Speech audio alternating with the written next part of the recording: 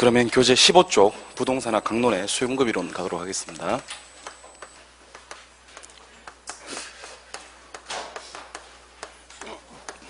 자, 수요공급 이론은 우리가 다뤄야 될 파트가 첫 번째 유량과 저량이라는 개념을 좀 정리를 하셔야 됩니다. 이게 사실 올해 시험에 나왔었어야 되는데 안 나왔어요. 그래서 여러분들이 치르시는 내년 시험에서는 반드시 나올 것 같은 그런 파트입니다. 2년 쉬는 경우는 잘 없는 파트가 유량과 저량인데 지금 작년에 안 떴고 재작년에 안 떴고 막 그래서 유량과 저량은 나올 가능성이 상당히 높다. 일단 첫 번째로 기억하시고, 두 번째는 이제 수요량의 변화라는 것 하고요. 수요의 변화를 구분하셔야 됩니다. 한 끗 차이인데 수요량의 변화와 수요 변화가 다른 것 같아요. 어떤 차이점이 있는지. 세 번째는 수요와 공급의 변화 요인에 대해서 살펴볼 건데 다 볼 필요가 없을 것 같아요. 이제는 이제 좀 자명해집니다. 이제 수요 공급의 변화에서는 다른 건 필요 없고 소득이란 파트하고 시험에 꼭 나오는 파트가 하나 있는데 그게 바로 대체재 보완재 파트예요. 집중적으로 다뤄볼 거예요. 소득과 대체재 보완재. 네 번째가 이제 균형이라는 부분. 중요하죠, 이것도. 다섯 번째가 이제 탄력성입니다. 시험에 안 나오는 경우가 없고. 그래서 5개 파트인데, 그래서 제가 그 1월달, 2월달 기본서 가지고 수업할 때요. 수요가 뭔지, 그 다음에 기본적인 수요 공급의 전반적인 내용을 설명드릴 거고요. 그 지금 입문 과정에서는 다른 거 필요 없고 시험에 안 나오는 걸 다 빼겠습니다. 안 나오는 걸 다 빼고, 주변 부분들을 다 빼겠다고요. 다 빼고, 시험에 나오는 것만 5개를 자꾸 반복을 한번 해보려고 합니다. 아시겠죠? 예. 자, 그럼 일단 유량이라는 개념과 저량이라는 개념이 있는데, 자, 수요와 공급에서 10개를 산다, 100개를 판다, 이게 별로 안 중요합니다. 왜 안 중요하냐? 자, 얼마 동안에 10개를 사는지가, 얼마 동안에 100개를 파는지가 중요하지, 기간이 명시되지 않으면 의미 전달이 명확히 안 되더라는 겁니다. 우리는 그것을 유량이라고 합니다. 유량. 유량은 뭐냐면, 일정 기간 개념이에요. 기간. 자, 소주를 10병 마신다. 소주 10병 마시는 사람은 많이 마시는 사람이에요? 적게 마시는 사람이에요? 알 수 없다. 이렇게 해야 된다. 또 브리핑 못하고 또 많이 마신다 그러면 안 돼요. 소주를 평생 동안 10병 마신다 한다면 1년에 한 병도 안 마시는 사람이잖아요. 그러니까 뭐 이렇게 10병 마시고 100병 마시고 그게 중요한 게 아니라니까. 한 병 마시고 이게 중요한 게 아니라니까. 소주를 한 병 마시는데 1분 동안에 한 병 마시는 사람이 있어요. 그럼 뭐 이 사람 많이 마시는 거잖아요. 평생 동안에 10병밖에 안 마시면 적게 마시는 사람이잖아요. 그러니까 얼마 동안인지 기간이 나와야지 수요와 공급에서 의미 전달이 명확히 되더라. 이 기간 개념이 나온다. 이걸 유량이라 그래요. 유량은 그래서 영어로는 flow라고 하고요. 그 그림으로는, 자, 한자로는 흐를 유자. 그림으로는 시작점이 있고 끝점이 있고 요 사이에 한번 흘러줘야 돼. 이걸 우리는 유량이라고 합니다. 유량. 근데 유량과 뗄래야 뗄 수 없는 놈이 바로 저량이라는 개념이에요. 저량. 저량은 그렇다면 일정 기간이 아니라 일정 시점 개념이죠. 영어로는 스톡. 한자로 표현하면 이 저자인데, 이 저자가 무슨 저자냐면 저수지 할 때 그 저자입니다. 저수지를 그려볼까요? 저수지에 물이 가두어져 있을 거 아닙니까? 그죠? 요 시점을 갖다 우리는 저량이라고 부르는 거예요. 지금부터 저랑 여러분들이랑 유량과 저량에 대해서 한번 살펴보는 시간을 갖도록 할 거예요. 그리고 왜 유량과 저량은 함께 살펴보셔야 되는지에 대해서도 정리를 해드리도록 하겠습니다. 필기는 안 하셔도 됩니다. 필기는 뭐 아까도 수업 들으시면서 느끼셨겠지만 이렇게 쑥 한번 제가 수업 지나가고요. 절대로 제가 그냥 넘어가는 법이 없어요. 교재 보면서 또 교재 정리를 해드립니다. 제가 정리한 것만 보시면 돼요. 그래서 요거는 결론이 아니거든요. 제가 책에다가 정리해드리는 게 결론입니다. 이렇게 얘기를 해도 미리 필기를 시작했고 계속 필기를 하겠다는 강력한 의지가 있으신 분들은 그 의지를 꺾지를 못해요. 우리 제일 강한 의지가 합격하겠다는 것보다 더 강한 의지가 필기하겠다는 거거든요. 예, 그 의지를 꺾지 못하니까 굳이 하겠다면 제가 말리진 않겠습니다. 그러니까 공부하는 스타일이죠. 필기를 하면서 공부하는 스타일들은 또 안 하면 찝찝하대요. 찝찝해 죽겠대. 그런 분들은 필기를 하세요. 나도 처음에는 못 하겠어요. 할 필요가 없는데 왜 하느냐? 못 하겠는데 들어보니까 제가 필기 자꾸 못 하게 하니까 어떤 분들이 계시냐면 쉬는 시간에 저를 찾아와요. 아메리카노 사들고 찾아온다니까. 제발 필기 좀 하게 해달라. 필기하고 싶어 죽겠다. 막 그렇게. 필기를 못하면 손도 떨리고 미치겠다. 막 그런 분들이 계십니다. 그런 분들은 하셔도 되는데 결론적으로 안 해도 되기 때문에 말씀을 드리는 거고, 필기를 하면서 수업을 듣는 스타일의 분들은 뭐 필기를 하시는 걸 말리진 않겠습니다. 자, 보세요. 자, 그러면 수요와 공급은 일정 기간을 명시해야 되는 유량의 개념이라고 했는데 왜 저량, 시점 개념을 같이 배우느냐? 유량과 저량은 뗄래야 뗄 수 없는 관계입니다. 예를 들어볼까요? 2016년 1월 1일. 질문. 1월 1일은 유량인가요? 저량인가요? 저량이죠, 저량. 이게 왜 저량이죠? 시점이니까. 저량 맞습니까? 2016년 12월 31일. 그 대답하세요. 이거 유량이에요, 저량이에요? 저량이 왜? 시점이니까 저량입니다. 자, 근데 제가 이런 얘기를 한번 해보겠습니다. 1월 1일은 시점이고 저량이라고 그랬죠? 12월 31일도 시점이고 저량이라고 그랬죠? 근데 만약에 제가 2016년 1월 1일부터 2016년 12월 31일까지 그려버렸다. 그러면 흘러주잖아? 요거는 1년 동안이란 뭐가 되는 거예요? 유량이 되는 거예요. 그래서 왜 유량과 저량을 같이 배우냐면 시점과 시점 사이가 기간이라고. 즉 무엇과 무엇 사이에 뭐 있다? 저량과 저량 사이가 유량이기 때문에 유량과 저량은 뗄래야 뗄 수 없는 관계입니다. 그러면 아무 시점이나 아무 시점을 잡아도 그 사이는 유량인가? 오케이.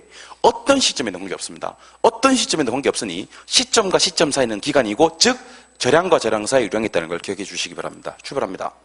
5월 1일, 5월 31일 얼마 동안? 한 달 동안. 한 달 동안. 월요일, 일요일 뭐 동안? 일주일 동안. 0시, 24시 얼마 동안?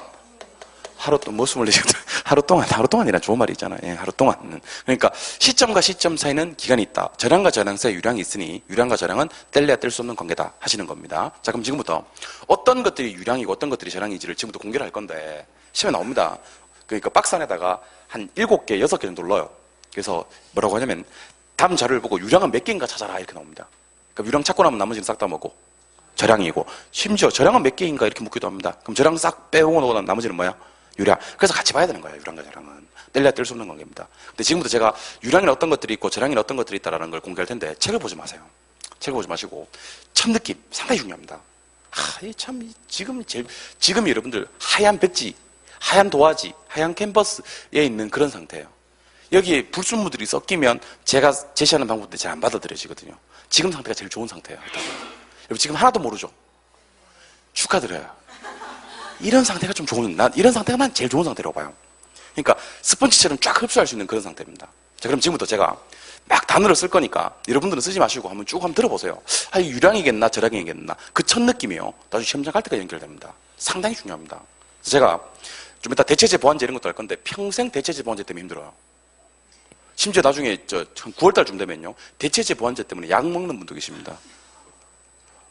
정신과 진료 받는 분도 계시다고. 정신과에 가서 얘기한다니까 선생님 요즘 잠도 잘 못 자고 식음도 안 나고 그래요. 그러면 의사 선생님 뭐라 그래요? 뭐 혹시 신경 쓰는 거 있나요? 제가 공인중개사 공부를 하고 있는데 대체제 보완제가 잘 안 돼요. 그 진단명이 뭐야? 대체제 보완제가 진단명이 뜬다니까. 이 사람은 지금 대체제 보완제 때문에 잠 못 이루고 식은땀 나고 하는 상황이 발생할 수 있다니까. 그러니까 처음 배울 때부터 정말 정리를 잘 해두시면요. 남들은 어렵다고 하는데 나는 어렵지 않은 상황을 연출할 수가 있습니다. 남들은 이해가 안 된다고 하는데 나는 그 이해 안 되는 걸 이해 못하는 상황이 발생할 수 있다고. 뭔지 모르는구나. 아무튼 그렇게 발생할 수 있습니다. 제발 한번 보시죠. 제발 보시죠. 자, 여러분들 임대료라는 말이 있어요. 임대료. 토지에 대한 임대료를 뭐라 부르냐면 토지에 대한 임대료를 두 글자로 뭐라 그러죠? 지대라고 합니다. 지대. 맞아요? 예. 가격이란 말이 있고요. 가격 대신에 가치라고 하셔도 돼요. 그리고 뭐 지가 이렇게 하셔도 되고. 토지 가격을 두 글자로 뭐라고 합니까? 지가. 요거는 임대료 개념이고 요거는 가격 개념이에요. 토지 임대료는 뭐고요? 지대. 토지 가격은 뭐고요? 지가. 이렇게 보시면 되거든요. 그러면 지금부터 제가 소개를 해드리겠습니다. 자, 임대료라는 말은요. 한 달이면 한 달, 1년이면 1년, 2년이면 2년 기간 정해놓고 그 기간 동안 부동산을 사용하는 대가 맞습니까? 그러니까 임대료란 말은 월 임대료 이런 식으로 나와야 되는 거야. 연 임대료 이런 식으로. 맞아요? 그럼 기간이 나오지 않으면 임대료는 의미가 없네? 그래서 이거를 유량의 개념이라고 합니다. 그래서 토지에 대한 임대료인 지대도 당연히 무슨 개념이다? 유량. 근데 가격이 뭔지 알려드리겠습니다. 가격은 여러분들 앞으로 이제 개공하면 계약서 쓰실 거 아닙니까? 그죠? 매매 계약서상에 표시된 금액이 가격이에요. 무슨 말이냐면 부동산 매매 계약서를 쓸 때요. 매도인 도장 꽝 찍혀 있죠. 매수인 도장 꽝 찍혀 있죠. 그다음 중개업자 도장도 꽝 찍혀 있거든요. 위에 보면 몇 년도 몇 월 며칠 이 부동산 얼마에 거래되었다 이렇게 나온다는 거지. 제가 만약에 특정 부동산이 10억이다. 중요하지 않습니다. 언제 시점에서 10억인지가 중요하다는 거지. 왜냐면 부동산의 가격은 자꾸 변동하니까. 그러면 가격, 가치, 지가는 뭐가 나와야? 시점에 나와야 의미 전달이 명확히 된다는 거지. 그럼 이건 무슨 개념이다? 저량이다. 일단 첫 번째 했습니다. 첫 단추 잘 깨야 됩니다. 자, 부동산을 사용하는 대가가 있습니다. 일정 기간 동안 사용하는 대가. 임대료 지대 개념은 무슨 개념이고? 유량. 부동산과 화폐를 일정 시점에서 교환하는 대가가 있습니다. 부동산과 화폐를 일정 시점에서 교환하는 대가. 그게 가격, 가치, 지가 아닙니까? 이건 뭐예요? 절약입니다. 되셨나요? 두 번째. 정말 중요한 얘기인데. 자, 따라 읽어봐요. 소득, 수익. 됐습니다. 자, 소득이나 수익은요, 유량인지 절약인지를 지금부터 살펴드리도록 하겠습니다. 저를 보고 대답하세요. 100만 원 버는 사람이 있어요. 100만 원 버는 사람. 100만 원 버는 사람은 돈 많이 벌어요? 적게 벌어요? 몰라요. 해야 됩니다. 몰라요. 100만 원 버는 사람이 있다니, 100만 원 벌어서 어떻게 먹고 살아? 막 그러더라고. 걱정하고 막 그러더라고. 여러분들, 시간당 100만 원 버는 사람 있을 수 있어요? 없어요? 있어요. 여러분들, 유명 강사들, 기업체 다니면서 강의하는 강사들은요, 시간당 100만 원 받기도 해요. 3시간 강의에 300. 비행기표 끊어주고. 내가 그런 거 하고 싶어요, 내가. 내가 좀 더 열심히 공부해서, 이렇게 강의 잘하다가 보면, 이렇게 막, TV 출연 같은 것도 할 수 있고, 그럴 거 아니에요, 그죠? 그런 거 하고 싶어. 그러니까. 앞으로 TV 좀 보고 그럴 수도 있으니까 미리 사인 받아 놓으세요. 네, 근데 그런 거 하고 싶어, 내가. 시간당 100만 원 받는 거. 시간당 100만 원 받으면 정말 많이 받는 거 아닙니까? 예. 일당이 100만 원이다. 대박이죠, 뭐, 일당 100만 원이라도. 일당 100만 원 무시하는 것 같은데, 일당 100만 원? 월급이 100만 원이다. 이건 좀 거시기해요. 월급이 100만 원이면 그게 많은 건 아니지. 연봉이 100만 원이다. 절단 나는 거지, 뭐. 절단 나지, 못 먹고 살아. 제가 하고 싶은 얘기는, 번다라는 개념. 인컴이, 영어로 인컴이라고 하거든요. 벌어들이는 개념은 무조건 기간에 나와야 돼요. 자, 다시. 회사 매출액. 벌어들이는 거 맞습니까? 매출액이 10억이다. 많아요, 적어요? 몰라요. 그게 일 매출액인지, 연 매출액인지, 분기 매출액인지, 반기 매출액인지 기간이 나와야 됩니다. 그래서 여러분들, 제가 소득과 수익을 읽으라고 했던 이유가 뭐냐면, 시험 나올 때는 이렇게 나오는 게 아니에요. 순영업 소득 이렇게 나오기도 하고요. 그 다음에 영업이익 이렇게 나오기도 하고요. 시험 나올 때는 온갖 변화를 줍니다. 근데 딱 보는 순간, 이거 벌어들이는 건데, 어닝, 인컴 되는 건데 싶으면 싹 다 유량입니다. 예외 없습니다. 알겠어요? 알겠어요? 예. 그럼 벌어들었어요. 일정 기간 벌어들이는 거니까, 버는 건 유량 맞습니까? 예, 벌어들여가지고, 계속 벌었어. 쓸 거 쓰고, 벌 거 벌어서 기간 동안 벌어가지고, 특정 시점에 축적돼 있는 게 있어요. 기간 동안에 벌어가지고, 시점에 축적돼 있는 걸 뭐라고 하냐면, 재산이라 그래요. 뭐라 부른다고? 재산. 또는 자산. 그리고 국가 규모는 재산이라고 부르잖아요. 국가 재산 그러지 않는다고. 국가 재산은 따라해보세요. 국부. 이건 용어 정리입니다. 자, 개인 규모일 때는 재산, 자산 그러는데 국가 규모일 때는 국부라고 불러요. 국부. 이런 것들은 자 보세요.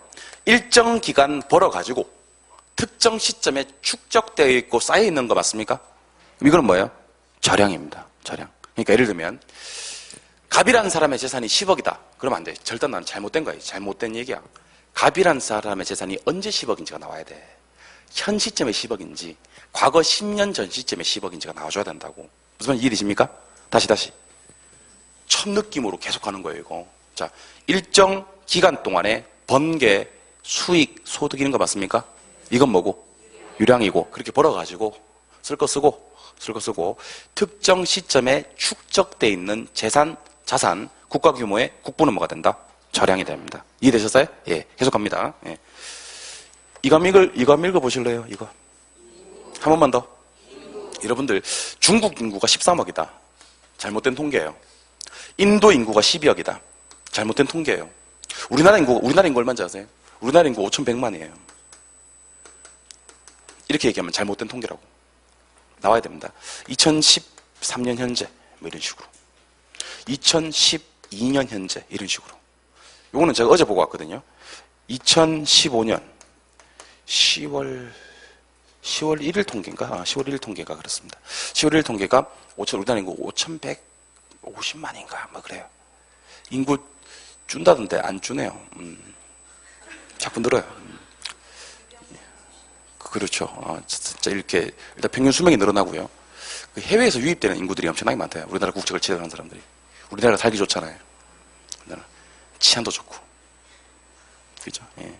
그래서 술 좋아하시는 분들은 우리나라를 잊을 수가 없다. 여행 갔다가 돌아가시면 외국 같은 데는 9시 넘으면 다 뭐 그렇게 하기가 힘들잖아요. 치안도 별로 안 좋고 술 먹고 놀 수가 없는데 우리는 9시 시작이잖아. 그때부터 시작이 됩니다. 응? 그러니까 인구가 자꾸 느네요. 예. 아무튼 제가 하고 싶은 얘기는 그런 얘기가 아니라 우리나라 인구가 5천만이다, 4천만, 우리나라 인구가 2천만이다 할 수 있어요, 없어요? 그럴 수도 있어요. 1500년대에는 2천만, 3천만일 시대도 있었을 거예요. 1500년대가 2천만이 안 됐을 텐데. 2천만 정도 됐을 텐데. 우리나라 인구가 3천만에다 4천만에다 할 수 있다니까? 시점을 밝히면요. 그러니까, 우리나라 인구가 몇 명이다라는 것은 시점이 나와줘야 인명이 전달이 된다는 거지. 이건 무슨 개념이다? 자량. 계속 갑니다. 주택 거래량. 주택 거래량. 주택 거래량 열차다. 많아요, 적어요? 몰라요.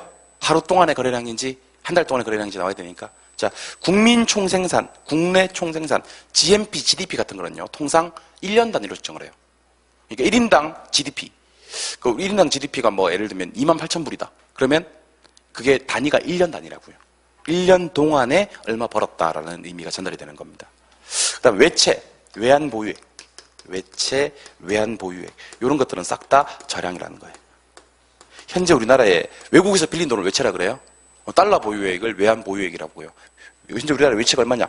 외환 보유액이 얼마냐? 이런 것들이 저량이 됩니다. 이걸 왜 적지 말라고 했는지에 대해서 지금부터 알려드리도록 하겠습니다. 눈을 일로 오세요.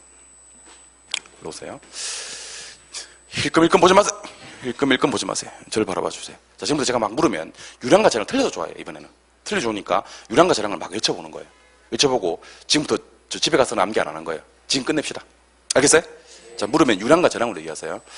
시점, 저량, 기간, 유량, 플로우, 유량, 스톱, 저량. 한자로 흐를유 이렇게 쓰는 거지. 이건 뭐예요? 유량. 한자로 쌓을 젖자, 가둘 젖자 이렇게 쓰는 거지. 이거는 저량. 시작점이 있고 끝점이 있고 흘러줬어. 이거는 유량. 저수지에 물이 가두어져 있는 이 시점을 얘기하는 건 저량. 출발합니다. 아직 시작 안 했어요. 출발합니다. 가격, 가치, 지가. 저량. 임대료, 지대. 유량. 유량이지. 인구. 저량, 소득, 수익, 유량, 재산, 자산, 국부, 저량, 외채, 외환, 보유액, 저량, 그 다음에 주택 거래량, 유량, 국민 총생산, 유량, 한 번 더 갑시다. 국민 총생산, 유량, 임대료, 유량, 가격, 저량, 가치, 저량, 지가, 저량, 자꾸 저량 나오니까 불안하죠. 예. 지대, 유량, 지대는 임대료니까. 그쵸? 그 다음에 소득, 수익, 유량, 재산 국부, 저량, 외채 외환 보유액, 저량, 주택 거래량, 유량, 국민 총생산, 유량, 1년 단위라고 했습니다. 한 번 더 하겠습니다. 그러니까 이게, 아니, 쌤, 지금 금방 수업 들었는데, 그렇게 금방 물으시면, 암기할 시간도 안 주고 금방 물으시면, 그럼 나는 대답을 어떻게 합니까? 암기도 아직 못했는데, 하실 수가 있는데, 이걸 암기하면요, 늦어요. 늦고, 시험장 가서 빨리빨리 유량, 저량을 판단하시려면요, 이게 감각이에요. 여러분들 7, 8에, 56 나오듯이. 우리는 구구단은 좀 약하네 보니까 98에 72 나오듯이. 그게 여러분들 외우고 있는 게 아니거든. 구구단을 외우고 있는 건 아니거든요, 사람들이. 구구단을 맨날 47에 28 이렇게 외우고 있는 게 아니라고. 48에 30 이렇게 외우고 있는 게 아니라고. 물으면 툭 나오는 거지. 근데 내가 왜 이렇게 얘기하고 있지 하면서 툭 나오는 개념. 그게 여러분들 우리가 전문 용어로 체득된 거라고 얘기를 해요. 체득은요, 이해, 암기, 넘사벽이에요. 넘사벽입니다. 그러니까 암기된 건 가장 밑에 있는 단계, 공부에서는. 왜냐하면 암기된 건 좋은 점은 있어요. 암기되면 좋은 점이 이제 시험장에 딱 들어갔을 때 같은 당 나오면 빨리빨리 답을 찾을 수가 있어요. 근데 얘는요, 암기된 대로 안 나오면 까먹어. 암기된 대로 안 나오면 틀려요. 그래서 이제 암기보다 좀 더 높은 단계의 공부가 이해 공부예요, 이해. 근데 이해도 단점은 있어요. 이해 가장 큰 단점이 뭔지 아세요? 그러니까 나는 우리 공인중개사 강의하는 사람들이 자꾸 암기하지 말고 이해하세요 이렇게 강의하시는 분들이 많은데 난 그것도 잘못됐다고 봐요. 이해하면 뭐해? 이해하면 뭐야? 이해를 한단 말이야. 이해를 하면 단점이 뭐냐면요, 시험장 가서 그걸 자꾸 이해를 한다니까. 문제를 읽으면서 뭐라고 하는지 아세요? 자, 보자. 오케이. 자, 보자. 자, 그럼 이해를 한번 해볼까? 이렇게. 그래서 한 문제 푸는데 2분, 3분씩 걸린다니까? 이해를 다 하고. 문제를 이해는 다 됐어. 나는 이해 암기 윗단계가 체득이거든. 체득은 뭐냐면요, 굳이 암기한 것도 느낌적으로 암기한 것도 아니야. 그렇다고 이해를 한 것도 아닌 것 같아, 느낌상. 왜냐하면 대답이 너무 빨리 나오는 거야. 빨리 나오는 거지. 이게 체득이에요. 넘사벽이에요. 이게 되면 중개사 공부는 끝이에요. 그래서 내가 왜 이러고 있지? 그러면서 유량해야 돼요. 나는 생각도 안 했는데 저량 이렇게 나와야 된다. 마치 7, 8에 56 나오듯이 딱 그 속도에 맞춰서 대답해 주시기 바랍니다. 한 번 더 묻습니다. 기간. 아직은 안 되네. 시점, 저량, 임대료, 유량, 지대, 유량, 가격, 저량, 가치, 저량, 지가, 예? 절양, 인구, 절양, 소득, 유량, 수익, 유량, 재산, 절양, 자산, 절양, 주택거래량, 유량, 외채, 절양, 외환보유액, 절양, 국민총생산, 유량, 한 번 더 하겠습니다. 임대료, 유량, 가격, 절양, 지대, 예? 아까부터 자꾸 저유량 이런 사람이 있어요. 양다리 걸치기. 진짜 있어요. 지금 한 분이 자꾸 아까 저유량. 다시. 지대, 유량, 집값, 절양, 소득 수익, 유량, 국민 총생산, 유량, 재산, 절양, 인구, 절양, 외채, 절양, 주택거래량, 유량, 그 다음에 GNP, GDP, 유량, 요렇게. 느낌적으로 이건 유량 같다, 이건 절양 같다. 이게 자꾸 반복이 돼야 됩니다. 암기해서 외우는 게 아니고. 집에 가서 이거 외우라고 생각해. 엄청 어렵겠지. 하지만 자꾸 대답하다 보면 어느 순간인가 이건 당연히 유량이지, 이건 당연히 절양이지 하는 생각이 든다는 거지. 그런데 정말 중요한 게 하나 남았습니다. 정말 중요한 거. 제가 이건 일부러 지금 하는 건데요. 칠판 보시기 바랍니다. 자, 한시도 잊어서는 안 되는 거. 우리가 배우시는 과목 부동산학 개론이라는 걸 잊어서는 안 돼요. 그래서 부동산학 개론에서 가장 중요한 것 중에 하나가 주택공급이에요. 주택공급. 부동산학이니까. 근데 주택공급의 종류는 크게 종류가 두 가지가 있습니다. 하나는 새거, 하나는 중고예요. 그럼 새거 시험에 나올 때는 어떻게 나오냐면 신규 생산량이라고 나와요. 자, 이거 한번 읽어줄래요? 신규 생산량. 그 다음에 중고가 나올 때인데 우리 시험에서는 중고란 말을 쓰지는 않습니다. 예, 중고란 말은 교차로나 벼룩시장에 가면 중고란 말을 쓰고요. 우리 부동산 학에서는 또는 학문적으로는 재고란 말을 써요. 새거 아니고 남은 건 재고라고 하거든요. 주택 재고량이란 말이 있는 거예요. 주택 재고량. 자, 그럼 지금부터 저랑 신규와 재고에 대해서 심도 깊은 대화를 한번 나눠보도록 해요, 우리. 알겠어요? 예. 자, 부동산을 신규로 만들려면 착공을 해야 됩니까? 착공해야 됩니까? 완공해야 됩니까? 건축 기간 필요합니까? 그러면 신규 생산량은 기간 동안에만 공급이 되는 거예요. 맞습니까? 무슨 개념이다, 이거? 유량 개념이다. 근데 특정 시점에서 주택을 신규로 공급할 수가 있느냐? 일단 미리 말씀드립니다. 절양에서는요, 신규 공급은 불가합니다. 왜냐하면 신규로 공급하려고 그러면 반드시 건축 기간이 필요하니까. 그러면 시점에서도 공급이 가능한 주택이 있느냐? 예, 있습니다. 이미 만들어져 있는 주택이요. 이미 만들어져 있는 주택이 시험 나올 때는 어떻게 나온다고요? 재고. 자, 이미 만들어져 있는 주택은 이미 만들어져 있잖아. 오전에 한 놈 이사 보내. 오전에 한 놈 이사 보내. 빨리 도배장판만 하고요. 오후에 한 놈 이사 들어올 수 있어요, 없어요? 있어요. 이것을 갖다 우리는 시점에서 공급을 했다고 얘기합니다. 특정 시점에서도 공급할 수 있습니다. 물론 새로 만들어서 하는 신규 공급은 안 되지만 기존에 만들어진 재고 공급은 가능하다는 거지. 따라서 시험 지문에 신규로 생산한다라는 말이 뜨면 생각하는 거예요. 이거는 착공해서 완공하고 건축 기간이 필요하겠네 하면서 무슨 개념이고? 유량 개념이고. 특정 시점에서는 신규 공급은 일단 가능 불가. 신규 공급은 불가. 하지만 공급이 전혀 불가능한 건 아니다. 이미 만들어진 주택의 공급은 가능하다. 이런 공급을 무슨 공급이라 한다? 재고 주택의 공급이라고 얘기를 합니다. 알겠습니까? 그래서 이런 얘기를 한번 드려보도록 하겠습니다. 칠판 보세요. 지금 자세하게 수업하고 있는 거예요. 1월달, 2월달 가면 두 번, 세 번 반복 안 해요. 유량 절양은 난이도가 낮기 때문에 금방 지나갑니다. 근데 이런 것들이 여러분들한테 시험장에 가서 점수 줄 놈이기 때문에 제가 공을 많이 드리고 있다고 생각해 주셔야 돼요. 잘 보세요. 유량 공급하고 유량 수요가 있어요. 유량 수요. 그렇다면 당연히 저량 공급하고 저량 수요도 있겠네. 비교를 할 거예요. 유량 공급, 유량 수요하고 저량 공급, 저량 수요를 비교할 거예요. 유량 공급은 일정 기간에 공급되는 거예요. 유량 수요는 일정 기간에 보유하려고 하는 거고요. 저량 공급은 일정 시점이란 말이 나와줘야 됩니다. 기간이 아니지, 저량이니까. 그래서 저량 수요는 일정 시점에서 보유하려고 하는 거예요. 저량 공급은 일정 시점에 존재하는 거고. 그래서 이렇게 공부합시다. 중요한 건 요거랑요. 요게 중요해요.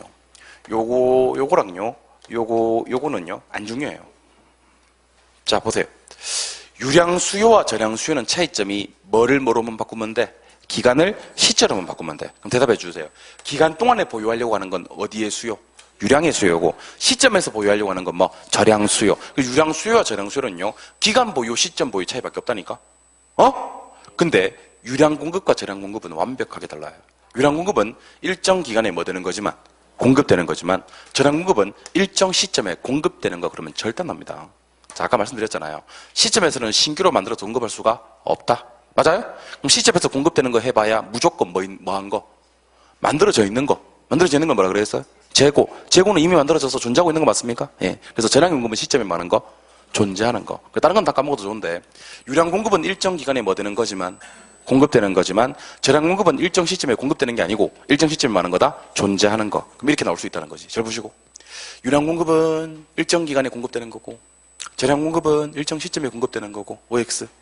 X. 유량 공급은 일정 기간에 공급되는 게 맞지만, 저량 공급은 일정 시점에 공급되는 게 아니고, 일정 시점에 존재하는 거다. 이렇게 공부하시는 겁니다. 자, 그렇다면 시험 문제가 어떻게 출제되는지에 대해서 알려드리도록 할게요. 잘 보세요. 이렇게 나옵니다. 지난 1년 동안에 A 지역에 1000채 주택이 신규로 건설되었다. 이렇게 나옵니다. 그 중에서 50채가 미분양되었다. 이렇게 나옵니다. 문제 이렇게 나옵니다. 또 가겠습니다. 현재 우리나라에 1500만 채 주택이 존재한다. 이렇게 나옵니다. 그 중에서 100만 채가 공가 상태에 있다. 그러면서 갑자기 문제 끝나버립니다. 문제 끝나버리면서 뭐라고 하냐면, 요 자료를 보고 유량 공급이 몇 개인지, 유량 수요가 몇 개인지를 얘기하시오. 이렇게 나온다니까. 몇 개. 채라고 해야 되겠네. 몇 채. 저량 공급은 몇 채고, 저량 수요는 몇 채인지를 얘기하세요. 이렇게 시험 문제 나온다니까. 그럼 여러분들이 요 주어진 자료만 보고 유량 공급이 몇 개, 유량 수요가 몇 개, 저량 공급이 몇 개, 저량 수요가 몇 개인지를 얘기해 주셔야 되는 겁니다. 이게 유량과 저량의 완성입니다. 그러니까 유량과 저량은 딱 문제 출제 유형이 두 개밖에 없어요. 첫 번째는요, 아까 말씀드렸잖아. 막 불러 제끼고 나서 이거 유량인지 맞춰봐, 저량인지 맞춰봐, 이런 게 첫 번째고.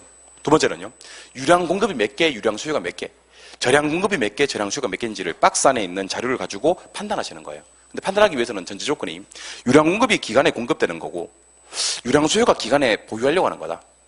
저량 공급이 시점에 존재하는 거고, 공급되는 게 아니고 존재하는 거고, 저량 수요가 시점에서 보유하려고 하는 거다. 이걸 기억하신 다음에 내용을 정리하시자는 거지. 질문 보시죠. 자, 여기 보니까 1년 동안이라는 표현이 있습니까? 그 다음에 신규로 건설이라는 표현이 있습니까? 그럼 질문 드리겠습니다. 1000개가 뭐죠? 유량 공급하는 거예요. 그러니까 지문에는 유량이라는 글자가 있어, 없어? 없어. 근데 여러분들이 뭐하고 뭐 보고? 1년 동안이란 거가 신규 건설이라는 거 보고 1000개가 뭐다? 유량 공급. 그럼 이 자료를 보고 유량 공급은 1000개다 이렇게 하시면 된다. 그럼 지문에는 뭐라고 되는지 아세요?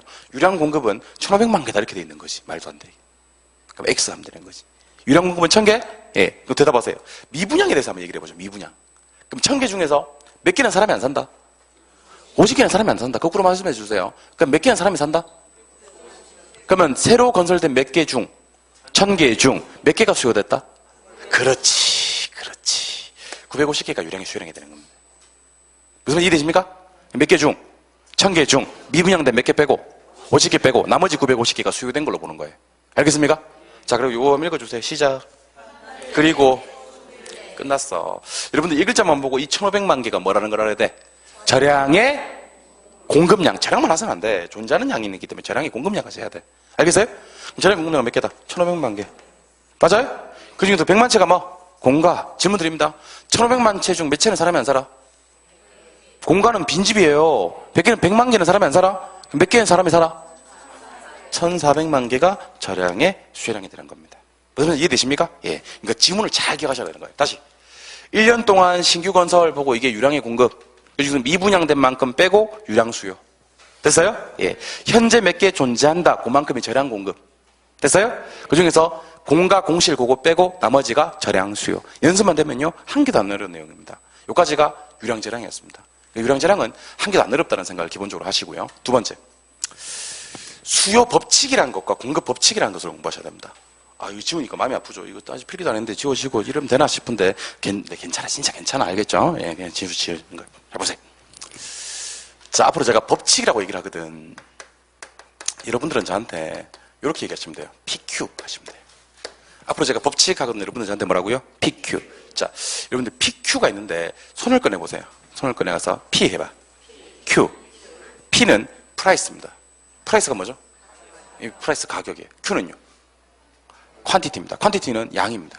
알겠습니까? 원래 Q가 두 가지 Q가 있어요. 퀀티티도 Q고요. 퀄리티도 Q인데요. 퀀티티는 양이고 퀄리티는 질인 거 아시죠? 여기서는 퀀티티고요. 요거는 양입니다. 그러니까 P는 뭐라고요? 프라이스 가격. 근데 수요 공급 이론에서는 요걸 대신에 임대료 하셔도 돼요. 임대료. 그래서 가격과 임대료가 같은 말이라는 것을 수요 공급하는 내내 기억하시기 바랍니다. 왜냐하면 저는 계속 수요의 가격 탄력성, 수요의 가격 탄력성 이렇게 얘기를 할 겁니다. 시험에 나올 때는 수요의 임대료 탄력성 이렇게 나오기도 해요. 가격이 10만 원 올랐을 때라고 저는 얘기할 건데요. 시험에 나왔을 때 임대료가 10만 원 올랐을 때라고 얘기하기도 합니다. 그러니까 원래 가격과 임대료는 다른 개념이긴 하지만 수요 공급에서는 가격, 임대료를 같은 개념으로 쓴다. P는 뭐 또는 뭐 가격 또는 임대료. Q는 퀀티티니까 양이에요. 영어 공부 좀 하겠습니다. 뭐 이 정도 영어는 알 건데 혹시라도 내가 모르는 사람이 있을까 봐 1월달 가서는 이거 안 할 거야 진짜. 자,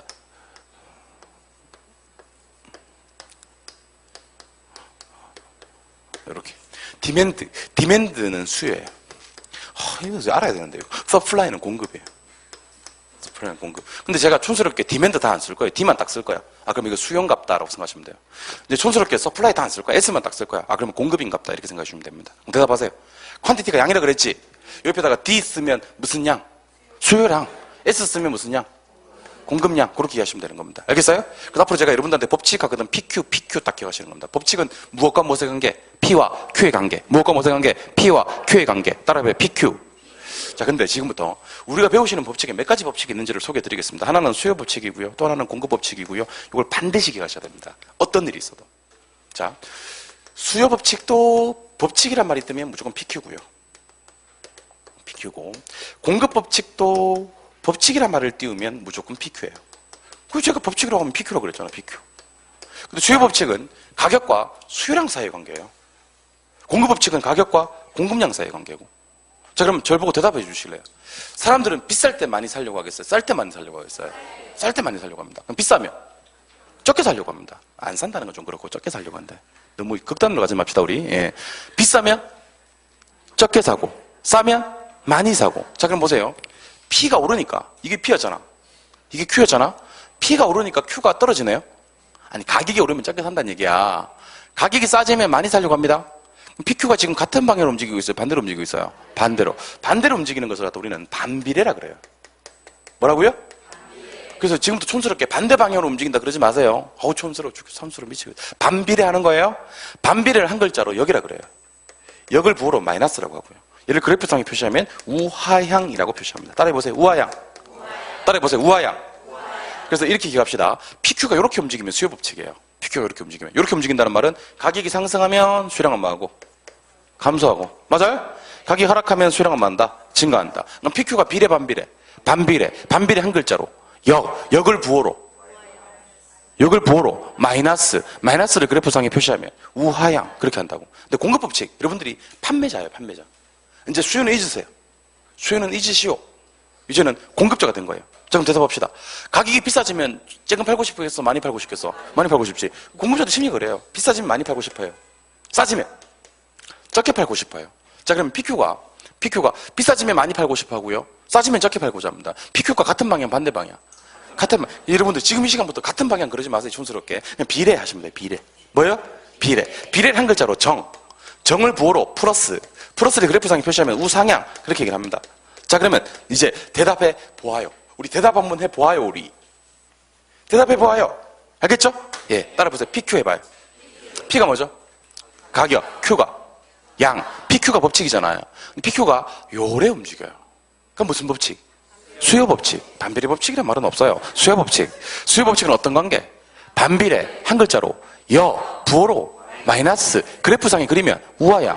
근데 PQ가 요래 막 움직이는 요래. 가격이 올라가면 공급량도 증가되고 가격이 떨어지면 공급량도 떨어져요. 이게 공급 법칙이에요. 공급 법칙 두 글자로 비례 한 글자 정을 부호로 플러스 그래프상에 표시하면 우상향. 그럼 지금부터 저랑 우하향과 우상향에 대해서 심도 깊은 대화를 한번 나눠보도록 해요. 우리 우하향과 우상향에 관한 심도 깊은 대화를 한번 나눠보도록 해요. 자, 미국의 경제학자 알프레드 마샬이라는 사람이 있었어요. 알프레드 마샬이라는 분이 세로축에다가 가격을 넣어요. 가로축에다가 양을 넣고요. 그리고 후세 사람들은요, 그래프 그릴 때 세로축에다가 가격을 그리고 가로축에다가 양을 그렸어요. 왜? 마샬이 그렇게 했으니까. 마샬 따라하는 거예요. 자, 그럼 마샬 따라 세로축에다가 가격, 가로축에다가 양을 넣겠습니다. 가격 100원, 200원, 300원 이렇게 넣을게요. 양은 10개, 20개, 30개 이렇게 넣고요. 가격을 100원, 200원, 300원 이렇게 넣겠습니다. 양을 10개, 20개, 30개 이렇게 넣겠습니다. 그러고 나서 점을 9개 찍을게요. 힘들어. 여러분들 제가 1월달, 2월달 수업할 때는 점 안 찍을 거예요. 좀 힘들어 죽겠어. 점 찍느라고. 일단 점 찍었어요. 그리고 여러분들 점학교 중에 지금부터 저한테 마음에 드는 점 3개를 얘기해 주시는 겁니다. 아시겠어요? 질문 들어갑니다. 가격이 100원 할 때는 10개, 20개, 30개 중에 몇 개 사실 것 같아요? 30개 사실 것 같아요. 지금에 와서 또 분위기 파악 못해가지고 20개 사면 안 되나? 안 돼요. 가격이 100원 할 때는 반드시 30개 사야 됩니다. 왜냐하면 가격이 쌀 때는 제일 많이 산다는 게 수요 법칙이었거든요. 200원 할 때는 10개, 20개, 30개 중에 20개. 맞아요? 300원 할 때는 10개, 20개, 30개 중에 10개. 맞아요? 예. 그러면 대답하세요. 가격이 쌀 때는 제일 많이 사나요? 가격이 비쌀 때는 제일 적게 사나요? 가격과 수요랑 사이는 반비례 관계가 성립하는 거 맞습니까? 여러분들 점을 집합한 걸 뭐라 그래요? 선이라 그래요. 초등학교 1학년 과정에 나와. 1학년 과정에 점을 집합시키면 뭐가 된다? 선이 된다. 그럼 이 점 3개를 집합시키겠습니다. 집합시키겠습니다. 집합해! 하는 거예요. 보이십니까? 이걸 그 유명한 디맨드 커버, 수요 곡선이라고 불러요. 무슨 곡선? 수요 곡선. 그리고 모양은 어떤 모양이냐면요. 자, 이렇게 해봐, 이렇게. 검지 꺼내서 이렇게 해봐. 했어요? 안 하신 분도 계신 것 같은데. 여러분들, 좀 도와주세요.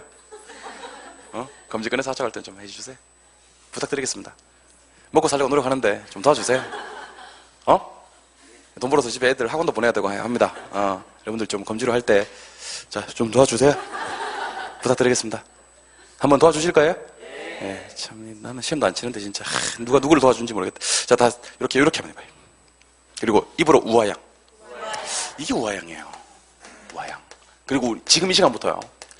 우리 부동산학 개론 수업 시간에 우하양의 모양이 나오거든. 무조건 반비례예요. 반비례는 우하양입니다. 이걸 제가 왜 그려보라고 했는지 아세요? 이걸 왜 그려보라고 했냐면 이걸 이렇게 그려도 되거든요. 사실은 이렇게 그려도 이 모양이 나오거든요. 근데 이렇게 그리면 안 돼요. 이거를 이렇게 그려야 돼요. 이렇게 그리면 좌상향이거든. 뭔 말인지 모른다. 그래서 내가 이걸 갖다 이렇게 그리라고 한 거예요. 이거는 우하향으로 그려야 됩니다. 우하향. 우측으로 하면서 점점 뭐 한다? 내려온다. 아무 의미 없어요. 그냥 그려보니까 우측으로 하면서 내려온다는 거야. 그래서 우하향이야 그냥. 근데 우하향은 어떨 때 쓴다? 반비례할 때 쓴다. 되셨습니까? 그럼 이번에는 공급법칙을 한번 소개해드리겠습니다. 자, 가격 100원 할 때는 자, 대답 잘 하셔야 돼. 10개, 20개, 30개 중에 몇 개 파실 것 같아? 10개는 파셔야 돼. 저 아까는 30개였잖아. 팔 때는, 쌀 때는 제일 적게 팔아요. 그럼 조금 비싸면 좀 더 많이 팔아요. 가장 비쌀 때는 제일 많이 팔아요. 자, 그러면 뭐가 상승하면? 가격이 상승하면 공급량도 뭐하고 증가되고, 가격이 떨어지면 공급량도 감소합니다. 그럼 가격과 공급량 사이는 비례, 반비례? 비례 한 글자. 정을 부호로 플러스 이걸 연결하겠습니다. 점을 집합시키기. 이게 그 유명한 공급곡선입니다. 그 유명한 공급곡선. 영어로는 서플라이 커버. 이건 아까 디맨드 커버. 이거는 어떤 모양이냐면 우측으로 하면서 점점 올라갑니다. 그래서 우상향이라고 얘기를 합니다. 그려보세요. 검지로. 어떻게 해요? 우상향. 어떻게 해요? 우상향. 하기는 싫은데 아까 도와달라고 얘기는 했고 도와준다고는 얘기했고 하는 것 같은데 그래 억지로라도 해야 돼. 그럼 수요곡선을 그릴 때는 어떻게? 요래. 공급곡선을 그릴 때는 어떻게? 요래. 이게 이제 수요곡선과 공급곡선이에요. 그러니까 앞으로 비례하는 것을 그릴 때는 우상향으로 그리시면 되고요. 반비례하는 걸 그릴 때는 우하향으로 그리시면 됩니다. 아무것도 아니야. 우하향은 이게 우하향이고 우상향은 이게 우상향입니다. 근데 지금까지는 반비례했던 거 우하향, 비례했던 거 우상향을 따로따로 그렸다면 이제는 우리 이 두 놈을 한번 만나게 해줍시다. 우리 수요곡선과 공급곡선 애들 한번 만나게 해줍시다. 알겠습니까? 못 만나게 해도 몰래 만납니다. 그럼 공개적으로 한번 만나게 해주자는 거지. 자, 그럼 지금부터 수요곡선, 공급곡선을 하나의 그래프상에서 한번 만나게 한번 해보도록 하겠습니다. 만나게 합니다. 세로축이 가격입니다. 가로축이 양입니다. 자, 대답하세요. 수요곡선 어떤 모양? 우하향. 이게 디맨드 커브 맞습니까? 공급곡선 어떤 모양? 우상향. 여기 서플라이 커브 맞습니까? 이게 수요곡선, 이게 공급곡선 맞습니까? 예. 근데 이때 수요곡선과 공급곡선이 만나는 점이 이게 보이십니까? 이 점을 우리는 균형점이라고 불러요. 무슨 점? 균형점이라고 불러요. 이때 자 7번 보세요. 균형에서 결정되는 가격 보이십니까? 이거 우리는 균형 가격이다 이렇게 불러요. 무슨 가격? 균형 가격. 균형에서 결정되는 양 보이십니까? 이거 우리는 균형양이라고 불러요. 뭐라고 부른다고요? 균형양. 자, 그럼 여러분들 이해를 돕기 위해서 제가 100원, 200원, 300원 할게요. 양은 10개, 20개, 30개 할게요. 대답해 주세요. 여러분 대답해 주세요. 균형 가격은 얼마에 생성이 되고? 200원. 균형량은 몇 개? 20개. 그럼 시장에 가만히 내버려두면 어떤 일이 발생하는지 아세요? 특정 물건을 갖다가 수요자와 공급자에게 딱 던져놨어요. 그러니까 수요자들 얼마 주고 팔겠대? 공급자들 얼마 주고 팔겠대? 200원. 수요자들 얼마 주고 사겠대? 200원. 이 200원에서 가격이 형성되는 거야. 양 몇 개가? 20개가. 20개가 형성이 되는 거지. 알겠습니까? 이때 이게 균형 가격이고 이게 균형량 만나는 점이. 여러분들 지금 학원비 내셨잖아요? 그게 우리 학원 측과 여러분들 층에서 수익금 만난 거야. 내가 그 정도 하면 내겠다. 나는 그 정도 하면 팔겠다. 만난 거야. 그래서 양은 지금 이만큼 형성된 거고요. 가격은 우리 학원비가 그만큼 균형 가격이 된 거고요. 양은 지금 이만큼. 가격을 더 떨어뜨리면 양은 더 늘어날 거예요. 가격을 더 올리면 양은 더 줄어들 거고요. 이건 시장이 하는 일이고 여러분들이 걱정할 일은 아니고. 알겠습니까? 자, 그런데 제가 하고 싶은 얘기가 있어요. 어떤 이유로 균형 가격이 올라가기도 하겠어요? 균형 가격이 떨어지기도 하겠어요? 자, 가격을 올리는 역할을 하는 것은 수요가 증가하면 돼요. 그러니까 사람이 막 이 가격이 엄청 터져나가는 거지. 그럼 당연히 공급자들은 가격 올릴 겁니다. 맞아요? 근데 학원이 옆에 바로 하나 더 생기는 거예요. 공급이 늘어나는 거예요. 그럼 공급자들은 가격을 떨어뜨리겠지. 그럼 가격이 올라가는 것은 200이 삼박되는 거 맞나? 이걸 가격 상승이라고 얘기합니다. 뭐라고요? 200이 100 될 때는 가격이 많다고 얘기하면 하락한다고 얘기합니다. 그래서 지금 이 시간부터 이렇게 얘기하세요. 여러분들 가격은요. 아무리 마음이 급해도 가격은 상승하락 이렇게 얘기하는 거예요. 상승하락. 그러니까 아무리 마음이 급해도 가격은 증가 감소라는 표현을 쓰지 않는다는 거지. 그런 사람이 있어요. 지금 가격이 증가해서 말이야. 쪽팔려 죽겠어요. 가격은 증가란 말을 쓰지 않아요. 감소란 말을 쓰지도 않고요. 가격은 무조건 상승 하락이라는 표현을 씁니다. 가격은 상하의 방향, 세로 방향만 담당하고요. 가격은 상승 하락이라고 표현합니다. 알겠어요? 가격이 올랐다 내렸다는 괜찮아요. 상승 하락은 괜찮다고요. 근데 가격은 증가 감소란 말을 쓰지 않는다고요. 알겠습니까? 가격은 늘었다 줄었다는 말을 쓰지 않는다고요. 상승 하락, 올랐다 내렸다는 말만 씁니다. 자, 근데 양은요, 좌우를 담당해요. 양이 20개에서 30개로 할 수도 있나? 양이 20개에서 10개가 될 수도 있나? 20개에서 10개가 되면 뭐? 감소. 20개에서 30개가 되면 뭐? 증가. 그래서 양은요, 항상 좌우를 담당하고요. 양은 오른쪽으로 하면 증가, 왼쪽으로 하면 감소 이렇게 얘기를 합니다. 양은 아무리 마음이 급해도요. 양은 상승하락이라는 표현을 쓰지 않습니다. 양은 늘었다 줄었다. 즉 증가 감소라는 표현을 씁니다. 알겠습니까? 그럼 제가 하는 얘기가 어떤 얘기인지에 대해서 저한테 얘기 좀 해보아요. 얘기 좀 해보아요? 네, 요거. 그냥 상승하지 말고. 가격 상승. 그렇지. 요거. 양 증가. 쳐다만 보지 말고 대답을 하면, 자, 이거. 양 감소. 이거. 왜? 가격 하락. 정신 차리고 다시 한 번 더. 이거. 예. 양 증가. 이거. 이거.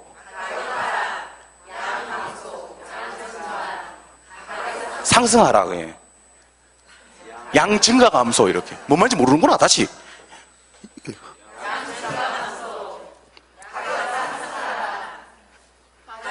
하락 상승. 양 감소 증가 이렇게 얘기해야 됩니다. 선생님 이걸 왜 해야 되는데 내가 지금 이걸 왜 해야 되는데 자 나중에 이렇게 나옵니다. 시험 문제가 좀 이따 배우는데 이렇게 나옵니다. 여기 균형점이 잘 있다가 일로 갔다 이렇게 나옵니다. 여기 균형점이 잘 있다가 균형점 이동할 수가 있거든요. 여기 잘 있다가 일로 갔다. 그때 가격은 어떻게 되고 양이 어떻게 되는지를 얘기해라 이렇게 열심히 나옵니다. 대답하세요. 가격 상승, 양 증가 이렇게 해야지. 가격 왜 상승? 올라갔으니까. 양 왜 증가? 오른쪽, 뭐 올라갔으니까? 오른쪽 갔으니까. 깎읍 다시. 여기 있던 균형점 일로 갔습니다. 가격은 상승, 양은 증가 맞나? 가격은 왜 상승? 올라갔으니까. 양은 왜 증가? 오른쪽 갔으니까. 늘어났으니까 아니고 오른쪽 갔으니까 증가지. 알겠어요? 한 번 더 기회를 드리겠습니다. 마음을 준비하시고. 가격, 하락, 양, 증가. 가격은 왜 하락? 내려갔으니까. 양은 왜 증가? 오른쪽 갔으니까. 가격, 하락, 양, 감소. 가격, 상승, 양, 감소. 이거 4개 말고 4개 더 있습니다, 여러분들. 이거 4개 말고 4개가 더 있다고. 대답 잘해야 돼, 지금부터. 정신 바짝 차리고. 이 시험에 나옵니다. 여기도 균형점이 일로 갔다. 보고 계세요? 보고 계세요? 가격, 상승, 양, 불변이라고 합니다. 주옥 같은 얘기가 나왔네. 가격은 상승한 거 맞아. 근데 양은 왼쪽도 오른쪽도 가지 않기 때문에 양은 불변 이렇게 얘기를 합니다. 자, 마음을 준비하시고 한 번만 더. 가격, 하락, 양, 불변. 가격, 불변. 가격은 불변이지. 양만 증가. 가격, 불변. 양은 감소. 지금은 처음 배워서 그런데 나중에 여러분들 좀 익히시면요. 내가 점을 찍잖아. 그러면 가격 상승 양증가, 가격 불변 양증가, 가격 하락 양증가, 가격 하락 양불변, 가격 하락 양감소, 가격 불변 양감소, 가격 상승 양감소, 가격 상승 양불변 이렇게 할 수 있는 훌륭한 사람이 되었으면 좋겠습니다. 나중에는. 알겠어요? 제가 툭툭 찍으면 이게 상승 하락과 증가 감소를 갖다 이해하신 다음에요. 상승 증가, 불변 증가, 하락 증가, 하락 불변, 하락 감소, 불변 감소, 불변 상승 감소, 상승 불변 이렇게 할 수 있는 그런 훌륭한 사람이 나중에는 되었으면 좋겠습니다. 교재를 보면서 한번 정리해 보도록 할게요. 교재 15쪽. 자, 수요와 공급의 의 찾았습니까? 수요와 공급의 의 찾았어요? 예.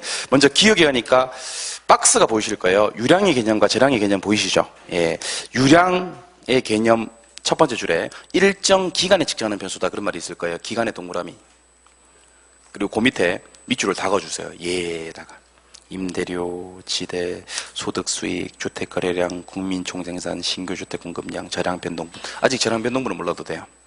저량은 일정 시점에 동그라미 하고 밑줄 다 그어주세요. 가격과 취지가, 인구, 재산, 자산, 국부, 외채, 외환, 부액, 주택 보급률, 주택 재고량까지. 동그라미 하나 해야 될 게 있어요. 아까 유량이 밑줄을 다 그어놨지 않습니까? 다른 건 다 됐는데 신규 주택 공급량이라는 표현이 있습니까? 거기 신규의 동그라미. 저량은 주택 재고량의 표현이 있습니까? 예, 거기 재고의 동그라미. 하셨어요? 예. 2번에 보시니까 수요 공급 법칙이라는 표현이 나오죠. 예, 옆에다가 요거 적어 넣으세요. 요거. 옆에다가 요거 적어 놓으세요. PQ 적어 놓으세요. 법칙은 누구와 누구의 관계다? P와 Q의 관계다. 이때 P는 뭘 말한다? 가격 또는 임대료. Q는 뭘 말한다? 양. 요거 적어 놓으세요. 자, 법칙이 때문에 무조건 PQ다. PQ는 무엇과 무엇? 가격과 량, 임대료와 양을 말한다. 1번에 보시니까 수요 법칙이란 말이 뜹니까? 수요 법칙은 누구랑? 가격과 수요량 사이에 반비례 동그라미. 반비례 동그라미. 그 옆에 0 마이너스 한 번에 동그라미. 0 마이너스. 공급 법칙은 가격과 공급량 사이에 비례 동그라미. 그 다음에 정 플러스 한 번에 동그라미. 그 밑에 한 번에 가시니까 수요 공급 곡선이란 말이 나옵니까? 예. 수요 곡선은 일반적으로 어떤 모양? 우하향 동그라미. 공급 곡선은 일반적으로 어떤 모양? 우상향 동그라미. 그리고 오른쪽 기퉁에 보시니까 약간 빈 공간이 조금 보이십니까? 그 빈 공간에다가 다른 거 말고요. 다른 거 필요 없어요. 요거 필기 놓으세요. 요것만. 그래서 오른쪽 기퉁에다가 동영상 들으시는 분들도 요거 필기하시고 좀 쉬었다가 본격적으로 또 수요량의 변화와 수요의 변화. 이제 흥미진진해지는 거예요. 이제 진짜 제대로 공부를 한번 해보는 겁니다. 좀 쉬었다가 수요량의 변화와 수요의 변화부터 출발해 보도록 하겠습니다. 쉬겠습니다. 필기하고 쉬겠습니다.